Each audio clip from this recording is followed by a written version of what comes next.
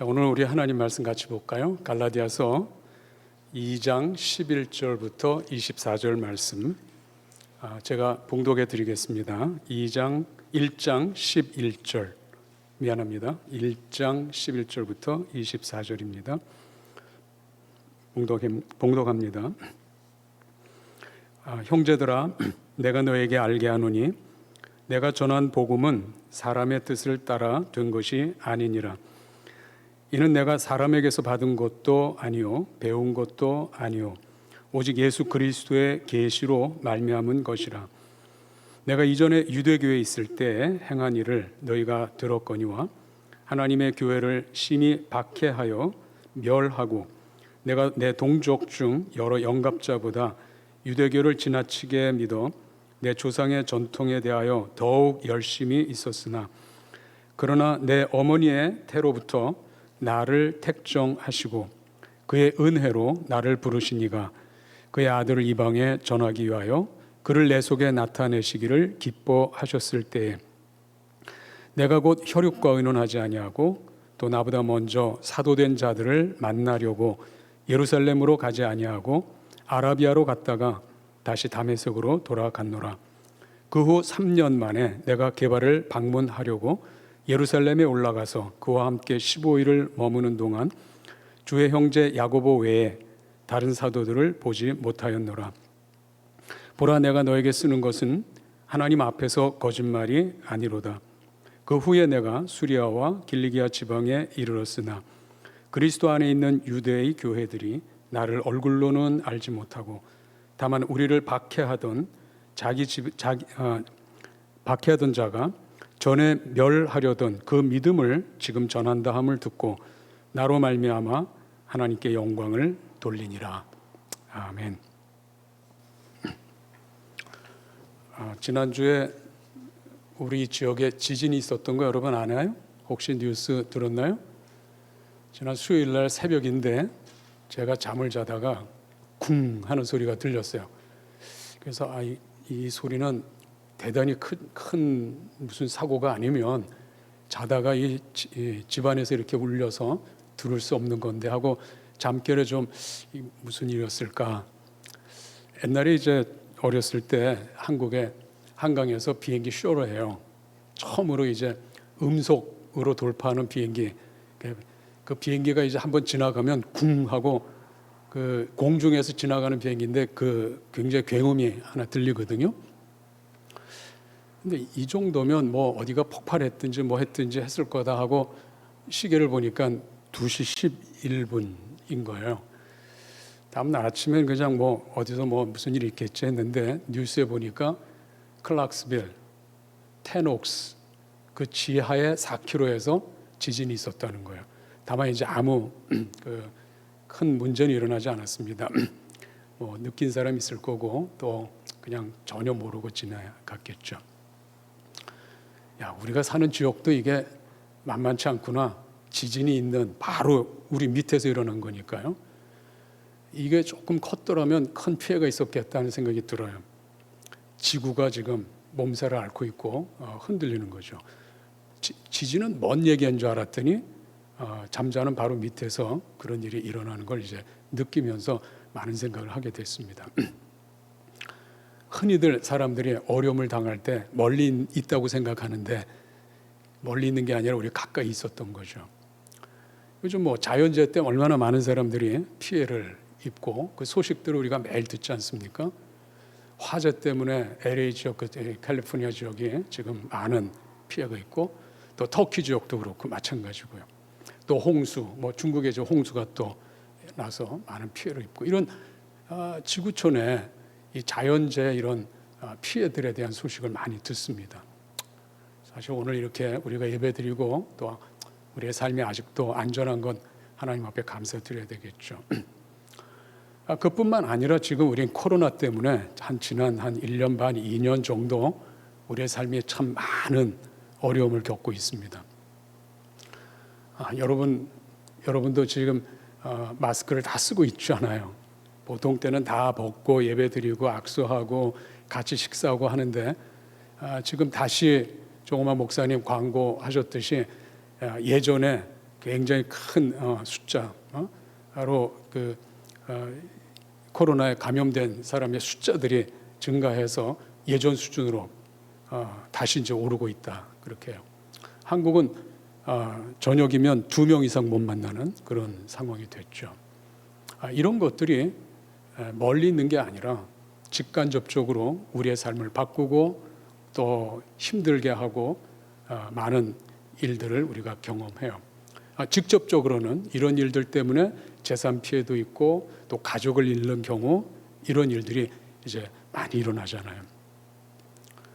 흔들리는 이 세상, 그 속에 우리가 살고 있어요. 자연이 흔들리고 상황이 흔들리고 이런 속에서 사는 우리들, 오늘 우리 그리스도인들, 우리가 정말 이 땅을 어떻게 사는 것이 하나님께서 원하는 삶을 사는 것인가.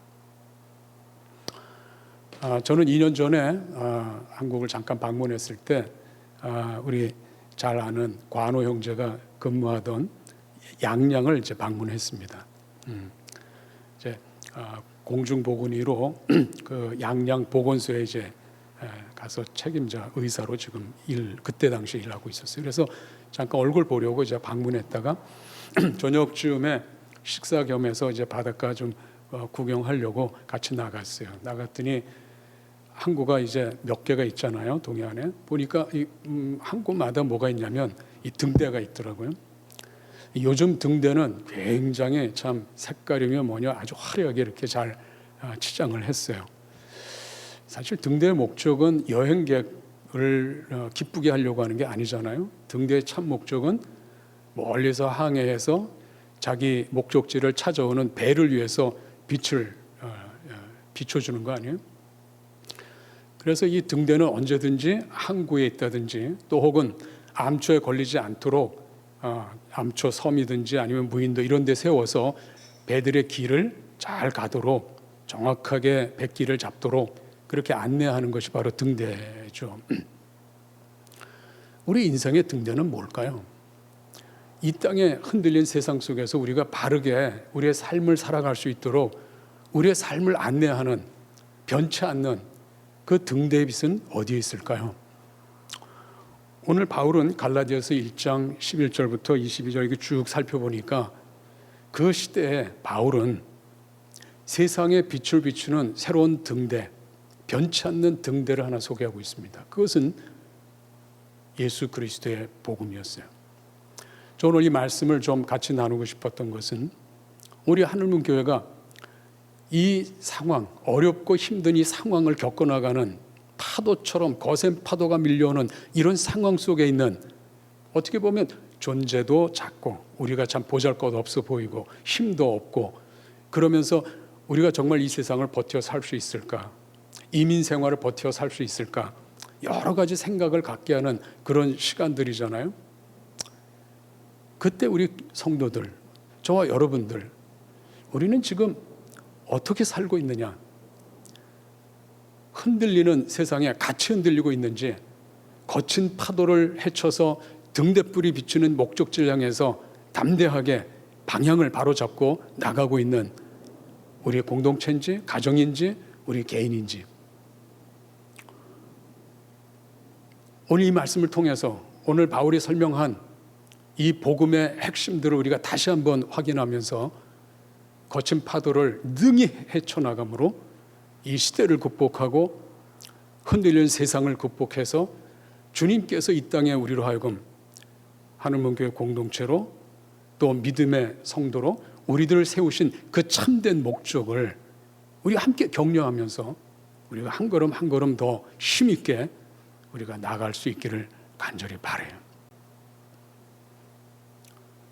바울은 오늘 이 본문을 통해서 복음을 통해서 우리가 분명히 확인해야 될 3가지를 우리에게 말씀해 주고 있습니다. 제일 첫 번째는 복음은 이 복음의 등대에서 빛을 비추는데 이 빛 중에 한 빛은 우리의 삶의 중심은 이 세상에 오직 한 분 예수 그리스도다 하는 것을 아주 분명하게 우리에게 설명해 주고 있습니다. 이것은 바울이 직접 고백한 거예요.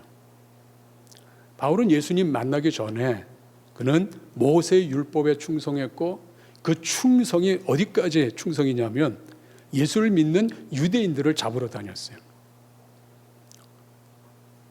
율법에 대한 이 열정, 이것은 아마 그 시대에 바울을 따라갈 자가 없을 만큼 그의 삶의 중심은 율법이었고 율법에 대한 열정이었고, 그것을 위해서 예루살렘을 떠나 다메섹까지 여러 도시에 다니면서 그의 사역은, 그의 영향력은 크게 나타났어요.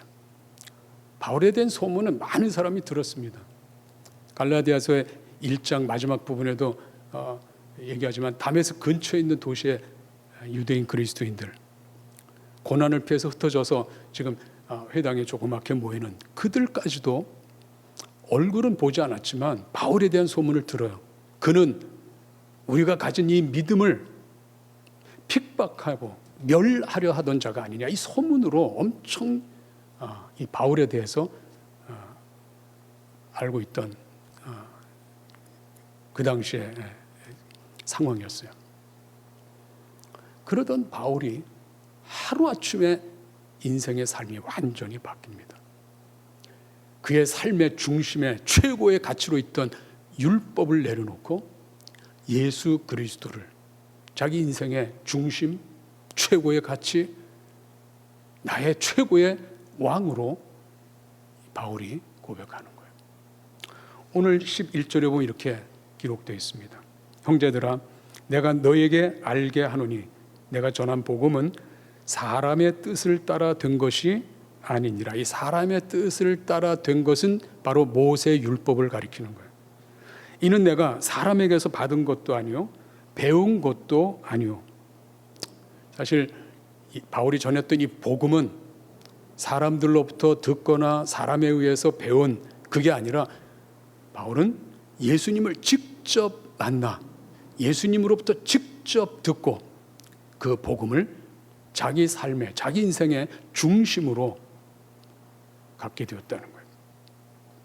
그래서 12절에 이는 내가 사람에게서 받은 것도 아니요 배운 것도 아니요 오직 예수 그리스도의 계시로 말미암은 것이라.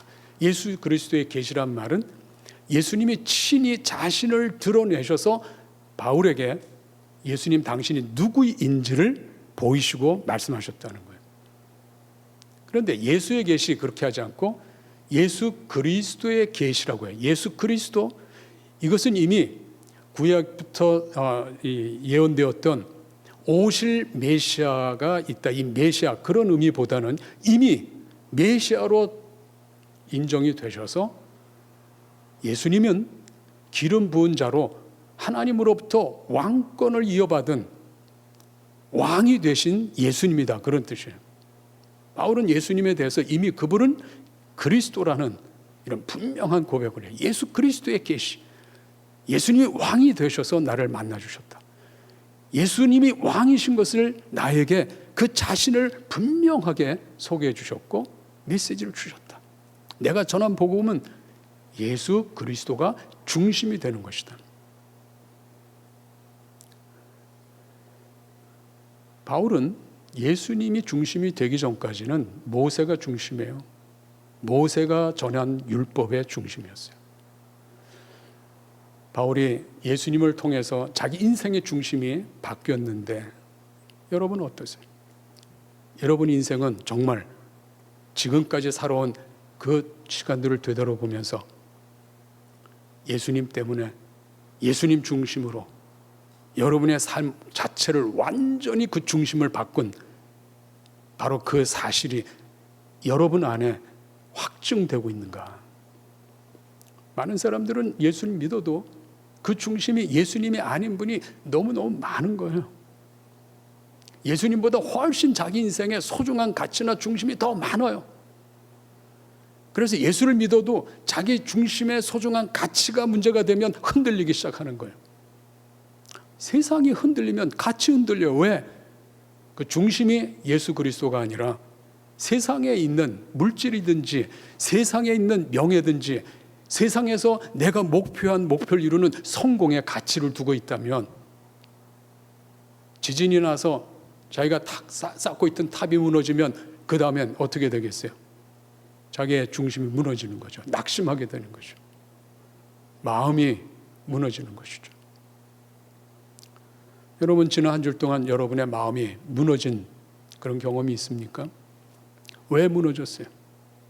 예수님 때문에, 예수님 앞에 잘못 행한 것 때문에, 그것 때문에 죄로 인해서 탄식하며 자기 자신이 하나님 앞에 무너졌는지, 아니면 이 땅에 살면서 가장 소중하게 여기는 가치들이 무너짐으로 인해서 예수님은 분명히 살아계시고 분명히 내 중심에 왕으로 계심에도 불구하고 나는 예수님보다 훨씬 더 의지했던 물질을 잃는다든지 건강을 잃는다든지 또 혹은 주변에 사람을, 친구를 잃을 때 여러분들 마음이 어떤 경험을 하고 있었는지, 지난 한 주 동안 여러분 중심에 예수 그리스도가 중심이 되셨어요? 그분이 왕이신 것이 분명하게 여러분 삶 가운데 확인되면서 예수님의 중심에 굳게 붙잡혀서 흔들리지 않는 그런 신앙과 믿음을 가지고 한 줄 사셨습니까?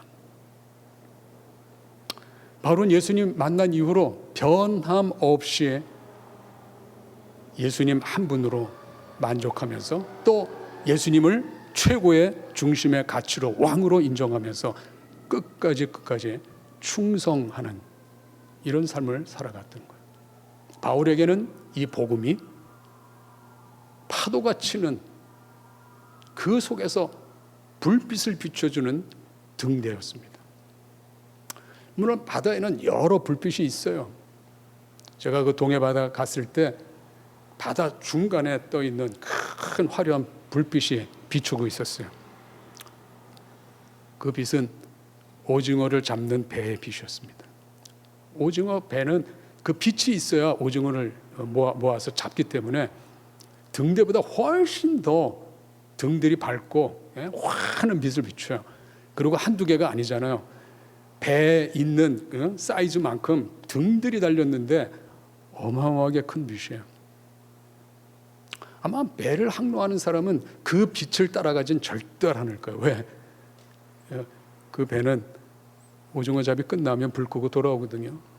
잠시 화려하고 빛을 비출지 모르지만 그 빛을 보면서 항해하는 사람은 아무도 없습니다.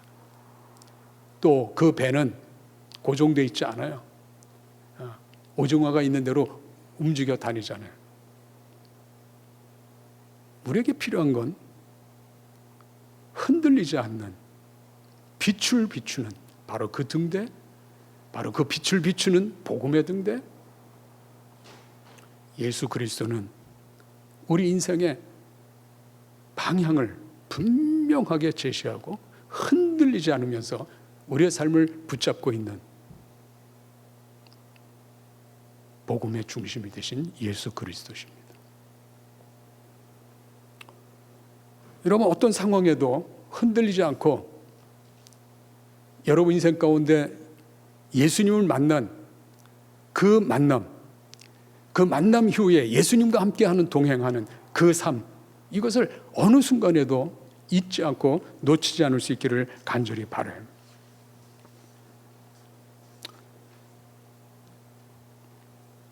예수님께서는 누구든지 만나면 인생의 삶을 바꾸세요. 예수님을 만났던 제자들도 사실은 다 자기 인생을 바꿨죠. 예수님께서 갈릴리 바닷가에 가셔서 그물을 던지며 물고기를 잡던 베드로, 야고보, 요한, 안드레, 이 사람들을 다 제자로 부르셨어요.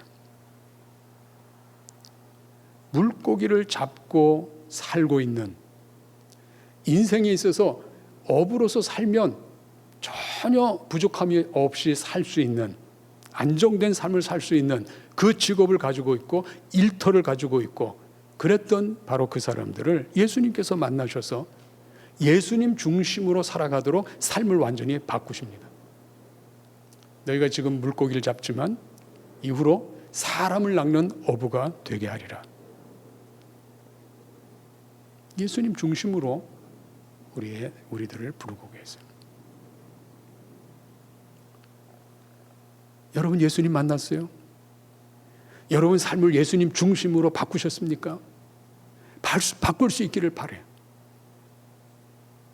우리의 세상이 흔들리고 우리의 환경이 흔들리고 가치관이 바뀐다 하더라도 절대로 바뀌지 않는 영원한 가치이신 예수 그리스도 중심으로 우리의 삶을 완전히 바꿀 수 있기를 간절히 바라요. 예수님 오신 2000년이 지난 이때까지도 세상은 너무 많은 것들이 바뀌었죠. 과학이 발전하고, 그렇죠? 문화가 또 다양해지고, 예? 그리고는 이제는 지역을 초월해서 사람들을 쉽게 여행하는 그런 세상이 되었어요. 얼마나 참 인간 사회가 발전돼요. 하지만 변하지 않는 것은 복음입니다. 예수 그리스도, 예수님을 중심으로 하는 이 땅에 그분을 통해서 살아가는 이 중심의 복음의 삶은 지금까지도 한 번도 바뀐 적이 없어요. 앞으로도 하나님께서 바꾸지 않으실 겁니다. 우리 할멈교회가 바뀌지 않는 이 복음 중심으로 건강에 세워지는 교회가 될 수 있기를 간절히 바랍니다. 두 번째는 이 복음은 우리에게 천국이 지금 우리 삶 가운데 함께 임하여 있다고 분명하게 말씀하고 있어요. 오늘 본문을 보니까 바울이 그 당시에 복음을 전하면서 그가 전했던 내용 가운데 하나가 16절에 이렇게 기록되어 있어요. 그러나 내 어머니의 태로부터 나를 택정하시고 그의 은혜로 나를 부르시니가 그의 아들을 이방에 전하기 위하여 그를 내 속에 나타내시기를 기뻐하셨을 때에 내가 곧 혈육과 의논하지 아니하고. 그리스도의 은혜로 하나님께서 바울을 부르셨는데 이번에 이 바울을 율법을 전하는 게 아니라 그의 아들, 하나님의 아들을 전하도록, 그것도 이방인을 향해서 가도록 하나님께서 그의 인생 가운데 사명을 주셨습니다. 여기서 그의 아들을 보내신다 하는 이 메시지에는 예수님께서 하나님 아들이심을 증거하도록 하신 것인데, 이 증거는 단지 예수님이 이 땅에 인간으로 오셨는데 인간이 아니고 바로 그 예수는 하나님이었다, 하나님의 아들이었다 하는 이 존재에 대한 이야기를 선포하라는 뜻이 아니에요. 존재뿐만 아니라 그의 아들이라고 하는 것은 예수 그리스도께서 하나님의 아들로서 오랫동안 예언되었던 하나님의 나라의 상속자 되심을 증거하라는 뜻이에요. 성경에서 하나님의 아버지가 되시고 예수님이 아들이 되신다는 이 표현은 하나님께서 하나님의 나라와 하나님의 왕권을 예수님께 상속해 주신다는 분명한 메시지예요. 이 메시지를 바울로 하여금 전하도록 했어요. 사실은 바울 이전 사도들, 우리 사도행전을 읽게 되면 사도행전에서 초기에 사도들이 전한 복음은 예수님께서 죽으셨다가 부활하셨다, 승천하셨다, 이게 전체적인 메시지였어요. 예수님께서 아들로서 상속받으셔서 예수님이 이제 왕이 되셨는데 그 왕이 이 땅에 임하실 거다라는 이 메시지는, 그래서 예수님이 통치하는 나라가 이제 곧 이 땅에 임한다, 이 메시지는 바울로부터 시작된 겁니다. 우리가 성경을 곰곰이 잘 살펴보면 이 흐름들을 찾아 읽을 수 있어요. 사도행전에 바로 그러한 기록들이 나옵니다. 특별히 이 아들에 대한 이 이야기가 우리 사도행전, 여러분 성경 한번 열어보시겠어요? 사도행전 13장 32절부터 우리 몇 절, 33절, 두 절 한번 제가 읽어드리겠습니다. 바울의 설교 가운데 나오는 내용입니다. 우리도 조상들에게 주신 약속을 너희에게 전파하노니 곧 하나님이 예수를 일으키사 우리 자녀들에게 이 약속을 이루게 하셨다 함이라. 시편 둘째 편에 기록한 바와 같이 너는 내 아들이라 오늘 너를 낳았다 하셨고, 바울이 시편 2편을 인용해요. 시편 2편 7절과 8절을 인용하면서 너는 내 아들이라 오늘 너를 낳았다 하셨다 했어요. 그런데 이 바울이 여기서 설명하는 것은 뭐냐면 이 표현을 어디에 연결해요? 32절에 거기 보면 우리도 조상들에게 주신 약속을 너에게 전파하노니 곧 하나님이 예수를 어떻게 하셨어요? 일으키사 우리 자녀들에게 이 약속을 이뤘다. 예수를 일으켰다 하는 것은 아기 예수님으로 탄생했다를 얘기하는 게 아니라 죽음으로부터 부활하도록 하셨다는 뜻이에요. 예수를 일으켰다, 부활했다. 이 부활한 것을 바로 내가 너를 낳았다, 너는 내 아들이다, 내가 너를 낳았다 하는 말과 연결시키고 있어요. 이 바울이 지금 이 표현을 쓰고 있는 거예요. 자, 바울은 그래서 로마서 1장 3절 4절에도 같은 의미를 설명합니다. 제가 더 봉독해 드릴게요. 그의 아들에 관하여 말하면 육신으로는 다윗의 혈통에서 나셨고 성결의 영으로는 죽은 자들 가운데서 부활하사 능력으로 하나님의 아들로 선포되셨으니, 다윗의 혈통에서 나셨을 때 하나님의 아들로 선포되신 것이 아니라 죽은 자들 가운데서 부활하셨을 때 하나님의 아들로 선포되셨다. 이렇게 바울이 소개해요. 이것이 복음이에요. 예수님이 누구냐? 예수님은 지금도 이 땅에 왕으로 통치하시는 예수 그리스도신데, 그분이 통치하는 나라가 어디에 있느냐? 예수님께서 아버지로부터 이 땅 만물 모든 것들을 다 상속받으셔서 이 땅의 주인이 되셨어요. 그래서 이 땅에 지금 예수님의 통치가 시행되고 있어요. 그 통치가 시행 중이에요. 여러분을 지금 우리가 이 땅에 머물러 살며 무엇을 하든지 여러분이 일하고 있는, 삶을 살고 있는, 심지어 여행하는 중이라 하더라도 주님이 여러분 통치하고 다스리고 인도하시는 중이라는 것을 여러분 분명히 알고 계셔야 돼요. 우리가 다 다른 삶을 살고 있죠. 일하는 게 다르고 일터가 다르고, 네? 가정의 많은 일들, 형편들이 다 다르지만 그 삶을 돌보시고 인도하시고 또 우리를 그분의 뜻에 합하도록 말씀하고 계시는, 다스리고 계시는 그분이 바로 예수 그리스도시라니.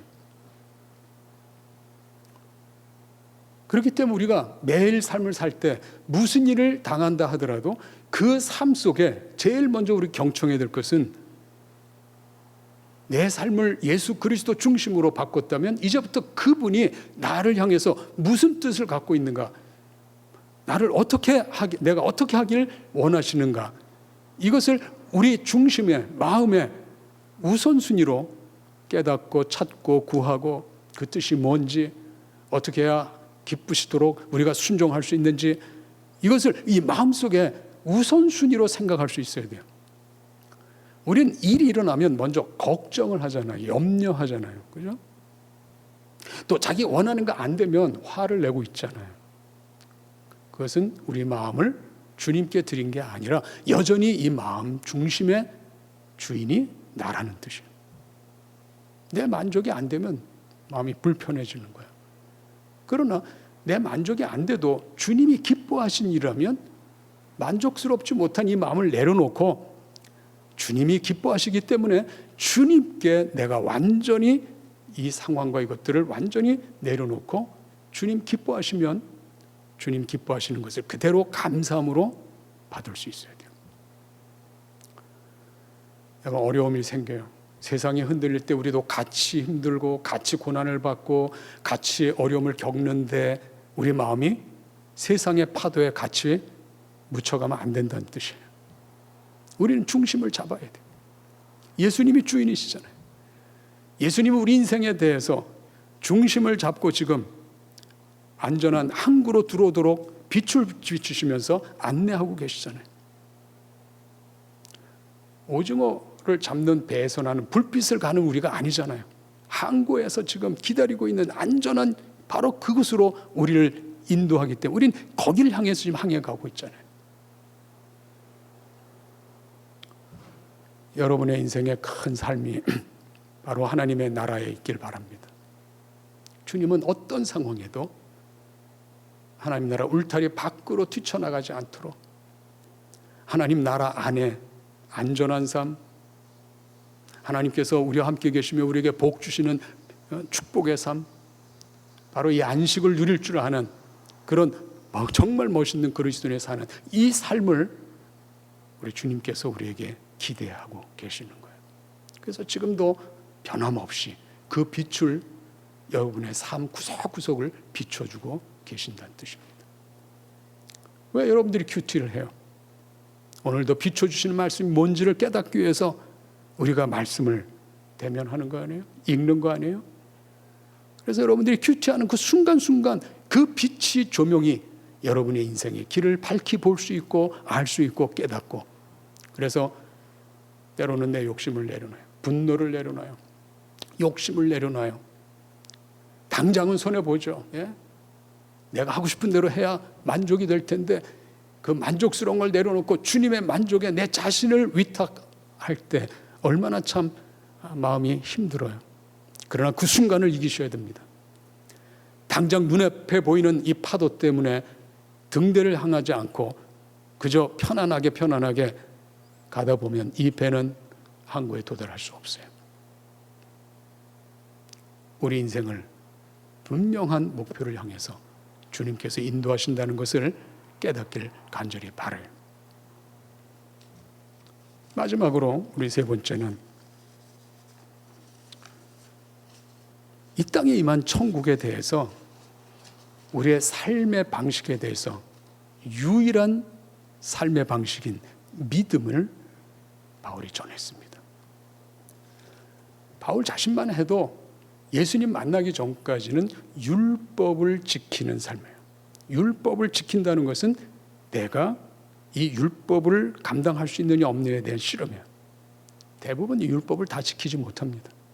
예수님도 율법을 지키고 가르치는 바리새인을 책망했어요.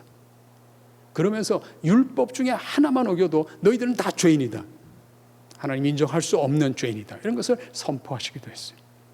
그것 때문에 예루살렘 성 멸망에 대해서 마태복음 23장에 분명히 예수님께서 말씀하셨어요. 율법으로는 안 된다. 예수님께서 새로운 길, 삶의 새로운 길을 열어놓으신 거예요. 예수님 왕이 되시고 예수님이 통치하는 나라가 있는데 그 통치하는 그 나라의 삶의 방식은 유일한 믿음 외에는 없다라고 얘기하십니다. 그래서 바울이 이제는 믿음을 전하는 그런 사람이 되었어요.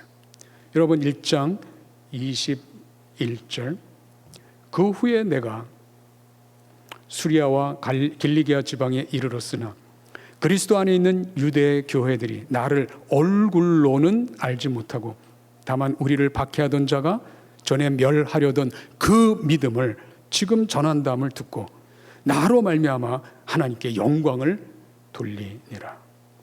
바울이 하나님께 영광 돌리는 것은 뭐냐면 이제 인정을 받는 거예요. 바울이 누구냐? 과거에는 믿음을 핍박하는 멸하려던 자인데 이제는 그 믿음을 전하고 있다 하는 이 소문이 퍼지면서 바울이 하나님께 영광을 돌려요.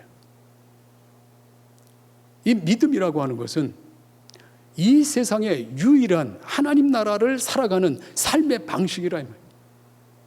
믿음이 아니면 천국에 들어올 수 없어요. 믿음이 아니면 천국의 삶을 살아낼 수가 없어요. 여러분의 삶은 어디에 기초를 하고 있나요? 예수님께서 믿음을 하나님 아버지로부터 인정받으셨어요.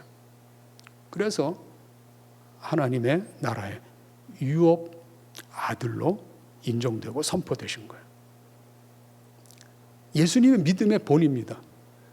그 믿음의 참된 증거는 예수님이 전생애가 다 믿음이었지만 특별히 십자가 사건을 통해서 예수님께서는 하나님 아버지께 마지막 최고의 순종의 몸을 보여주셨어요. 예수님이 십자가 지시기 전에 사실 십자가 안 지었으면 하는 예수님의 마음도 표현돼요. 겟세마네 동산의 이 기도가 바로 그런 의미의 사건이죠. 하나님께 기도합니다. 할 수만 있으면 이 잔을 내게서 지나가게 하옵소서. 그러나 내 뜻대로 마옵시고 내 원대로 마옵시고 아버지의 원대로 되기를 원합니다.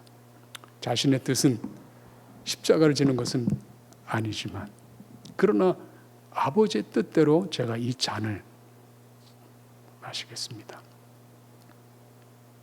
그것이 예수님이 믿음으로 사셨던, 그래서 그 믿음을 인정받았던 바로 십자가 사건입니다.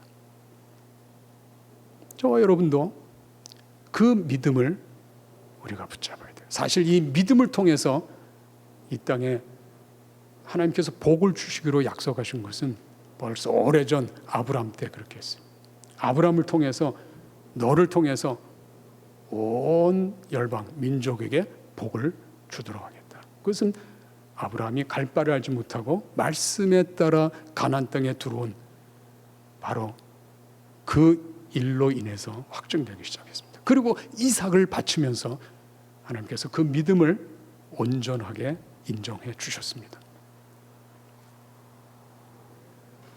따라서 예수를 믿는 믿음이 우리에게 이제 필요한데 이 믿음은 두 가지를 우리가 기억해야 돼요. 하나는 예수를 믿는 믿음이에요.